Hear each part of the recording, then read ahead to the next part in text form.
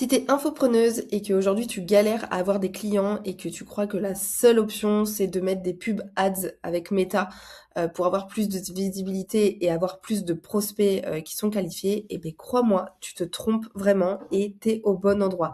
Cette vidéo que je fais, elle va vraiment t'aider. Je vais t'expliquer toute la stratégie que j'ai mise en place depuis quelques temps pour avoir des prospects qualifiés via Instagram, mais surtout comment j'ai fait pour avoir ma première vente à 1500 € avec 242 followers. Parce que tu n'as pas besoin d'avoir 10 000 abonnés pour monétiser cette audience. Tu n'as pas besoin de poster tous les jours pour réussir sur les réseaux et d'y passer tout ton temps, toute ta semaine. Donc vraiment, on va voir ça ensemble, comment en 3 étapes, tu peux attirer des clients avec Instagram sans ads et surtout que tu arrêtes de poster au hasard. Parce qu'aujourd'hui, faut se le dire, si tu postes tous les jours mais que tu n'as pas de clients, le problème, c'est toi. Je suis pas là pour te passer de la crème, pour passer par 4 chemins, je vais être honnête. Vraiment, le problème, c'est toi, c'est que tu n'as pas de stratégie. Mais on va corriger ça ensemble, donc ça va aller. Ensuite, il y a une chose qu'en général, on croit, moi je l'ai cru, je l'ai fait aussi pendant un moment, c'est qu'on ne vend pas par les posts. T'as bien entendu, on vend pas par les posts. Vraiment.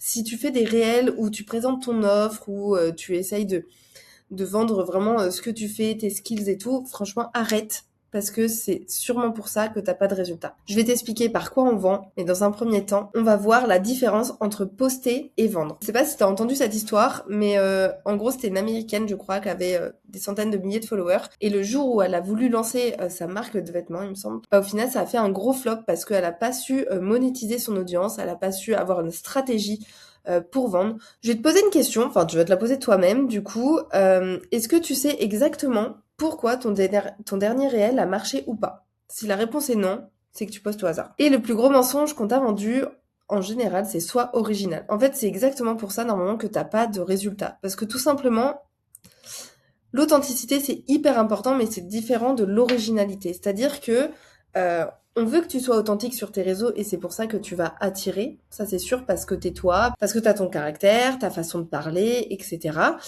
Mais c'est différent de l'originalité. En fait, ici, on n'est pas là pour être influenceuse ou pour être créatrice d'idées. On est là pour créer du contenu qui vend.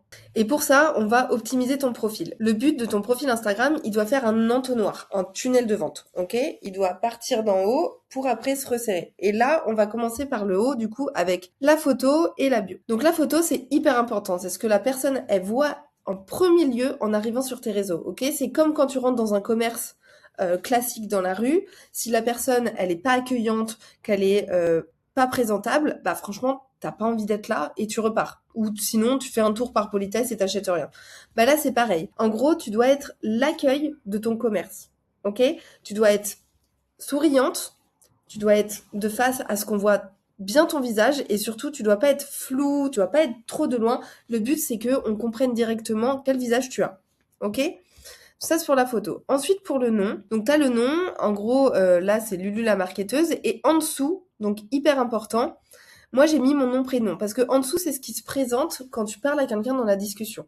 Donc, si tu as mis ton nom, prénom en haut, là, t'es pas obligé de mettre ton nom, prénom en bas encore. Tu peux juste mettre ton prénom, par exemple. Et ensuite, à côté, j'ai mis création de contenu parce que c'est grâce à ça que l'algorithme il va comprendre ce que tu fais et qui va pouvoir envoyer ton compte à ta cible potentielle, tout simplement.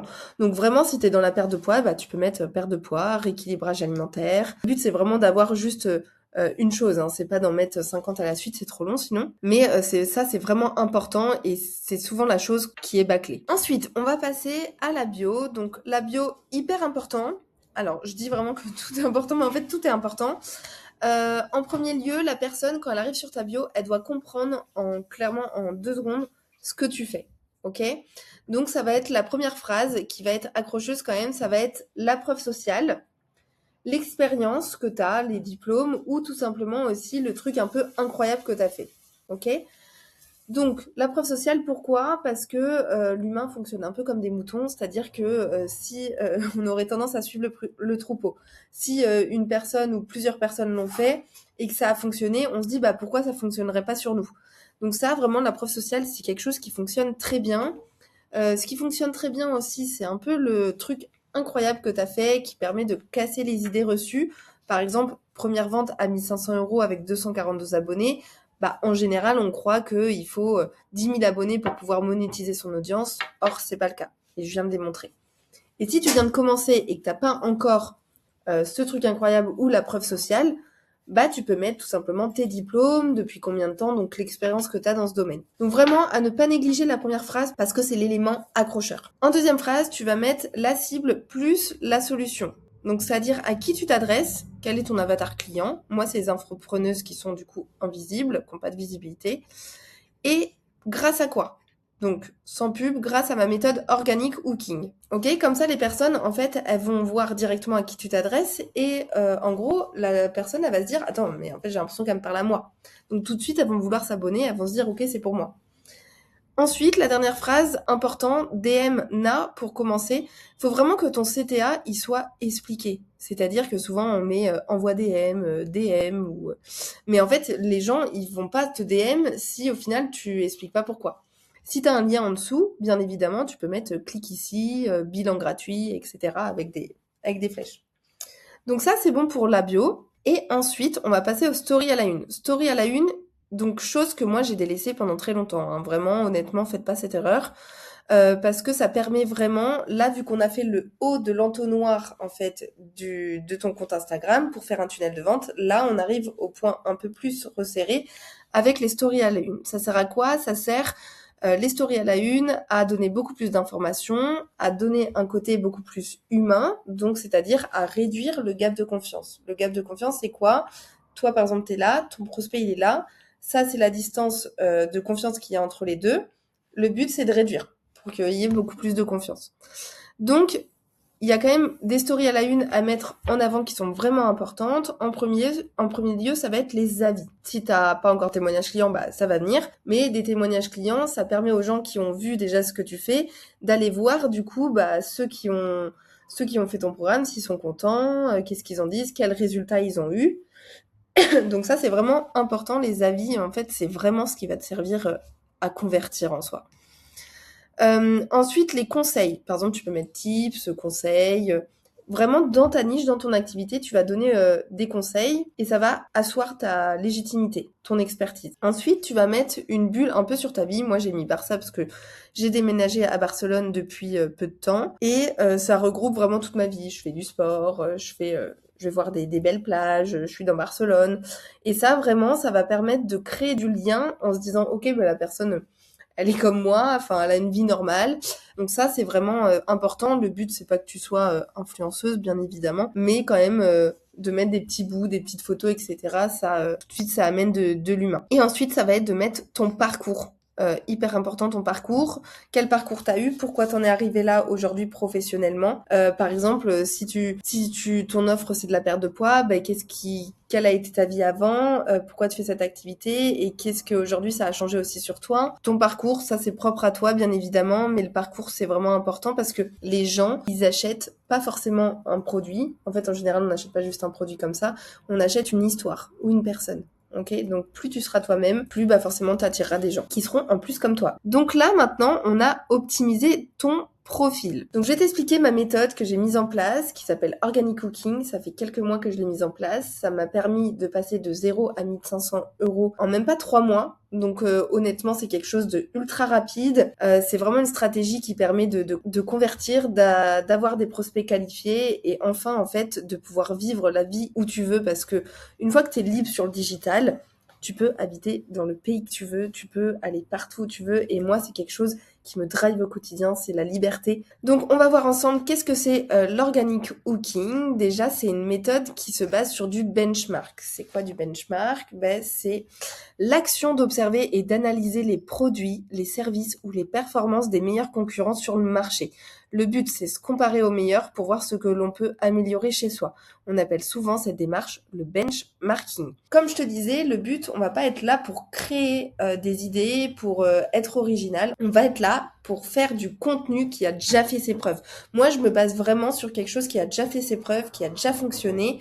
On n'est pas là pour jouer un peu à la roulette russe. On veut vraiment quelque chose de ultra efficace, ultra rapide, qui fonctionne à tous les coups. Alors, j'ai déjà eu des personnes qui m'ont dit oui, mais moi je préfère mes idées, c'est mieux. Bah ok, mais en fait si t'as du temps à perdre, c'est ok pour toi, mais moi j'en ai pas aujourd'hui. Donc je vais vraiment aller sourcer mon contenu. Comment je fais? Je vais t'expliquer. Ça va être le but d'aller sourcer son contenu intelligemment, ok? Ça va pas être de prendre un contenu qui a fait 1 million et de se dire ok, ça va peut-être marcher, je vais le mettre sur mon compte. Il y a plusieurs étapes à faire et à analyser, ok?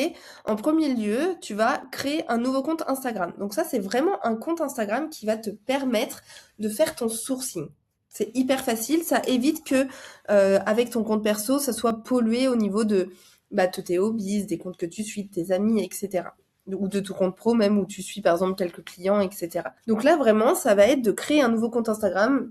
Tu donnes un nom, franchement, on s'en fiche. Tu mets pas de photos, tu mets rien. Il te sert juste à chercher en fait du contenu. Et ensuite, tu vas aller chercher du contenu en anglais. Pourquoi en anglais? Parce que souvent les États-Unis, franchement, c'est un peu. Moi, je dis souvent que c'est notre futur. C'est-à-dire qu'il y a des choses là-bas qui sont pas encore sorties en France. Donc le but, ça va être d'aller chercher des problématiques de notre avatar en anglais pour avoir des contenus qui ne sont pas encore présents ici. Moi, je te montre avec ma niche. Donc, tu demandes les problématiques de ton avatar. Avant ça, si tu sais pas trop, fais une liste. Vraiment, tu peux même utiliser l'IA. Tu utilises ChatGPT. Tu lui dis ton avatar.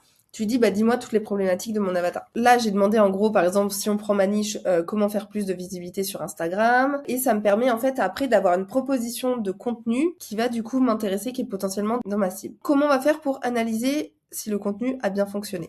Tout simplement, déjà, on tombe sur un contenu qui nous intéresse. Par exemple, celle-là, POV, tu commences à poster sur les réseaux sociaux. Je me suis dit, ok, c'est dans ma niche. Donc je suis allée voir, elle a fait 1,4 million de vues. Donc c'est énorme quand même, c'est beaucoup. Et j'ai regardé ses followers et elle a que 1080 followers. Tu calcules qu'il y a une énorme distance entre ses followers et ses vues. Et plus cette distance, elle est grande, et plus ça veut dire que c'est un contenu qui a fonctionné et que tu vas pouvoir t'en inspirer, reprendre et l'adapter toi à ta niche. Donc le but c'est vraiment de s'inspirer intelligemment, c'est-à-dire adapter à ton environnement à toi. Bien évidemment, je vais pas reprendre la vidéo et écrire par-dessus en français. Je vais mettre ma vidéo moi avec ma tête s'il le faut. Donc le but ça va être de reprendre le hook parce que le hook c'est en général ce qui a fait que la vidéo a fonctionné. Tu peux aussi l'adapter à ton environnement, à ta niche à toi, c'est-à-dire que tu peux tomber sur un contenu, par exemple pour moi ne parle pas des réseaux sociaux, mais qui a cartonné, je vais reprendre la structure du hook. Ok, mais le mieux, c'est tout de suite plus facile de reprendre directement un hook dans ta niche. Donc ça, vraiment, c'est s'inspirer intelligemment et comme ça, tu peux avoir vraiment du contenu qui fonctionne, où t'es sûr que ça a fonctionné, mais surtout, tu ne manqueras jamais d'idées. En fait, c'est ça qui est incroyable, c'est que du coup, ça devient illimité. Et si à ce moment-là, tu te dis que ouais, c'est pas bien de reprendre, sache que tout le monde fait ça. Vraiment, tout le monde fait ça. Tu vas voir que si tu commences à faire ça, toutes les personnes qui t'inspirent, que tu suis sur les réseaux, tu vas retrouver les mêmes hooks, les mêmes styles de réel. Et cette technique, elle fonctionne. Pourquoi? Parce qu'elle m'a fait faire mon premier réel à plus de 10 000 vues et 20 followers en plus en 7 jours, alors que juste avant, je tournais aux alentours de 350 vues par réel. Donc tu vois qu'il n'y a pas besoin d'attendre des mois pour que du contenu organique, ça fonctionne. Il n'y a pas besoin de poster tous les jours pendant tant de temps pour que ça fonctionne. En fait, quand tu te bases sur un contenu qui est bon, avec une bonne stratégie, forcément ça fonctionne. C'est pas suffisant pour que ça fonctionne, sinon ce serait trop facile, tu prends partie des réels, tu les postes, et basta. Non, je vais t'expliquer. Le but maintenant, c'est d'avoir une stratégie complète. Si t'as pas de stratégie complète, si tu prends juste des contenus comme ça, dans tous les cas, le résultat, il sera le même. Donc je vais t'expliquer la stratégie complète, mais avant ça, donc je vais t'expliquer les 3 types de contenus que tu as sur les réseaux sociaux. Tu vas avoir l'attractif, donc tout ce qui est rigolo. Tu vas avoir l'éducatif, donc c'est-à-dire que tu vas apprendre quelque chose dans ta niche, ok? C'est la perte de poids, par exemple, quels aliments font perdre du poids. Et tu vas avoir la conversion. La conversion, ça va être tout ce qui est témoignage client, ce qui permet de convertir en fait. L'attractif, ça te donne beaucoup plus de visibilité. Vu que c'est rigolo, les gens y partagent, ça te fait augmenter la visibilité de ton compte. Donc l'éducatif, ça t'amène plus de followers parce que les gens ils vont te suivre parce que tu apportes de la valeur gratuite. Ok? Par exemple, quelqu'un qui est en perte de poids, s'il s'abonne à un compte, c'est parce qu'il veut des tips pour comment perdre du poids en fait. Et la conversion, ça va t'amener plus de clients. Tout ce qui est témoignage, ce qui est résultat, preuve sociale, forcément ça va t'amener plus de clients parce que les prospects qui sont qualifiés, qui sont sur ton compte, quand ils vont voir des témoignages clients, des choses comme ça, ils vont se dire ah putain mais trop bien. Franchement go. Donc ça hyper important. Et le but c'est de varier en postant ces 3 types de contenus chaque semaine. Parce que le problème souvent c'est qu'il y a des personnes qui sont que sur du contenu attractif. Beaucoup sont que sur du contenu éducatif. J'ai fait l'erreur. J'ai fait l'erreur, je te le dis. Je faisais que des réels en plus face cam qui me prenaient un temps fou pour faire du coup en moyenne 350 vues. Donc ça me prenait plus de temps et au final ça m'amenait rien du tout parce que du coup il y avait que le contenu éducatif. Donc le but c'est vraiment de varier avec ces 3 contenus là. Et l'erreur souvent c'est de vendre avec les posts. J'y arrive, je t'explique. Le but c'est de vendre avec les stories. Mais pas que, parce que sinon ce serait trop facile encore une fois. Dans un premier temps je vais t'expliquer les stories et après je viens à la suite. Déjà, on vend avec les stories et ça, c'est vraiment la chose qu'on laisse de côté. Les stories, c'est pareil que les posts. Tu dois avoir un planning qui dit tel jour, ok, qu'est-ce que tu vas faire comme type de story? Et c'est vraiment hyper important parce que c'est juste grâce à ça que tu vas vendre. Ça, c'est vraiment le truc le moins à négliger. Même à la rigueur, si tu postes moins, fais plus de stories. Instagram, il fonctionne en 2 parties. Donc, les réels pour attirer et les stories pour convertir. Le but avec les stories, donc comme je te disais dans les stories à la une, ça va être de réduire le gap de confiance grâce aux stories. Et il y a 3 types de stories. Tu vas voir, c'est un peu similaire avec les posts, du coup, les réels. Donc, tu vas avoir la story de connexion. Donc, tu montres un peu ton quotidien, ta vision, tes pensées. Ça va permettre vraiment que les gens ils s'attachent à toi. Ensuite, tu vas avoir la story de conseil, donc qui va vraiment asseoir ta légitimité, qui va faire que tu es crédible. Donc, tu vas donner des tips dans ta niche. Et tu vas avoir la story CTA vente, donc résultat. Et donc, tu vas avoir la story donc de CTA ou de vente, où là, tu vas mettre en avant des résultats, les clients, au niveau des coulisses, de ce que tu fais au niveau de ton offre, etc. Et à la fin, en fait, pour une story en CTA, tu vas guider vers une action. C'est-à-dire que tu vas dire, réponds à cette story pour commencer, pour débuter ta perte de poids. Tu vas amener à cliquer sur un lien. Clique sur ce lien pour avoir ton bilan gratuit. Tu vas pouvoir mettre en avant aussi des lead magnets, c'est ce qu'on appelle des choses gratuites qui permettent de récolter un email. Mais ça, j'y viens par la suite. Voilà. Et au niveau de la vente, en fait, c'est exactement pareil, sauf que tu vas mettre en avant plus ton offre. Évidemment, pas de relation, pas de vente. Ok? Mais attention, parce qu'en fait, là, on a vu tout ton compte Instagram, on a vu comment faire un bon tunnel de vente, comment convertir, mais tout ça, ça t'appartient pas. C'est-à-dire que si tu as un problème avec Instagram, en fait, tu as tout perdu. En gros, tu possèdes pas du tout ton audience. Ok? Donc, on va voir comment posséder ton audience. Donc, le but, ça va être le lead magnet. Ça va être de récolter des mails. En fait, tu proposes quelque chose qui est gratuit en échange d'un mail. Et là, tu vas te faire une banque d'emails et ça va être tes contacts à toi. Donc, pour t'expliquer un peu, j'ai Noémie. En un mois, elle est passée... Alors, j'avais oublié le screen, mais en vrai, c'était 9 followers, ok, quand je l'ai eu au début. Je l'ai fait à 24. Et en un mois, elle est passée du coup de 9 followers à 199 followers. Et là, on est par exemple le 10 avril, elle est à 199 followers. Elle m'avait dit, mon objectif pour avril, c'est d'être au moins à 100 followers.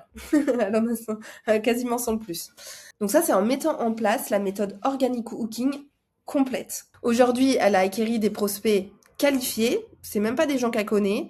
C'est des gens qui sont intéressés par son offre, par ce qu'elle propose. Ensuite, je veux te montrer Hugo, qui a fait une vidéo à 32 000 et une vidéo à 11,6K, qui lui ont ramené des followers en postant seulement 2 fois par semaine. Donc vraiment, avec un contenu qui fonctionne, où tu es sûr que c'est basé sur des chiffres, t'as même pas besoin de poster tous les jours. C'est vraiment toute la méthode qu'ils ont utilisée complètement. Donc si t'es infopreneuse et que tu veux aller plus loin et que tu veux faire de ton compte Instagram une machine à prospect sans payer de pub, envoie-moi un message, le lien est en bio et on verra ensemble pour mettre en place cette stratégie avec la méthode Organic Hooking pour faire de ton compte une machine à prospect et que tu n'aies plus jamais à prospecter.